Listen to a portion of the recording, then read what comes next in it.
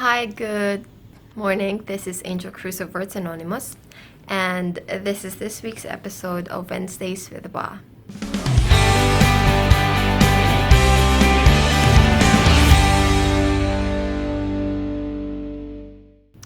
For this episode, I'll be talking about the argument as to when an artist should start asking or receiving talent fees, and I'll focus more on those performers who move in the underground scene. So basically, the indie bands and the spoken word artists. When I started as a spoken word performer, I would basically go out of my way to find places that offer open mic nights. At that time, it wasn't as popular as it is now, so you literally have to find those places, and because they don't happen regularly, like you go from one place to another every month, and if there aren't any events going on, so I would perform in front of my friends and get that same exact feeling that I do when I perform in front of strangers or in front of an audience. But I was doing it as a hobby, so there wasn't really any responsibility on my part. And we have to understand that doing something as a hobby is very different from doing it because you want exposure.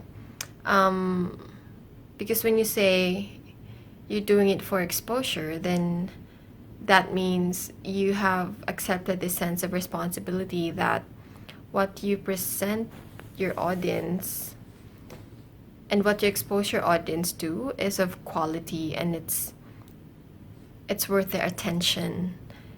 And you basically stand in front of them to let them know that this is what I do, and I'll be doing this more often, and hopefully you could come see me again when I do it. So you have this goal in mind to establish an audience and to gather the people who appreciate your art. And as Words Anonymous, we were able to do this at Sev's Cafe. We used to do open mic night at Sev's Cafe, and there we met people who appreciate the art form, and in return they give us back their courage and their talents, and it's the most amazing exchange of love and art any artist could experience. But I feel like in every artist's journey, there would come a point where you'd have to acknowledge that in order to continue, you'd have to take care of your well-being. And of course, my story could be different from yours, but I believe that every artist should give themselves more credit than they do.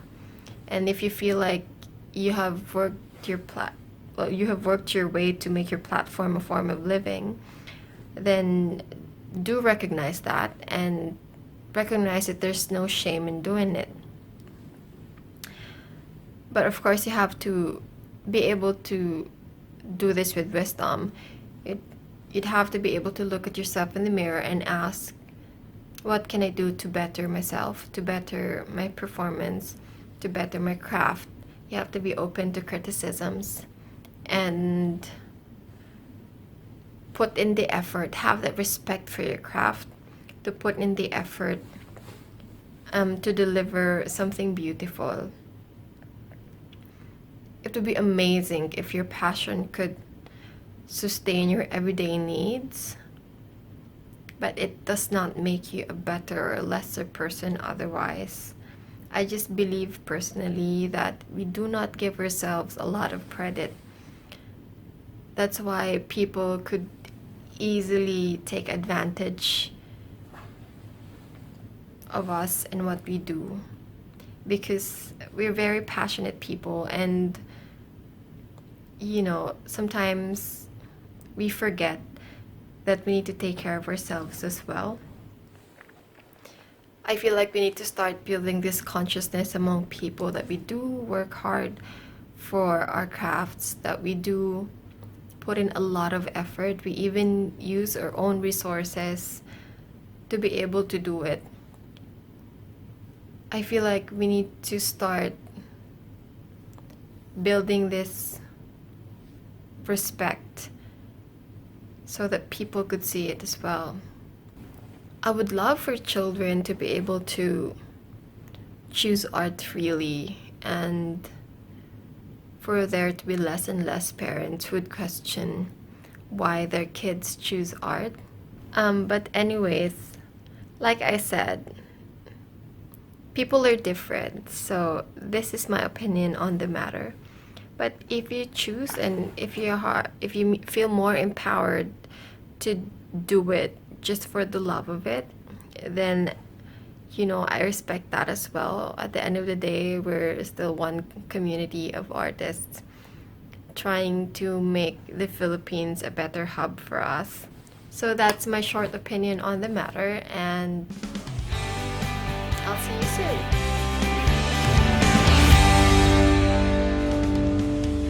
Yeah, I just want to. So yeah.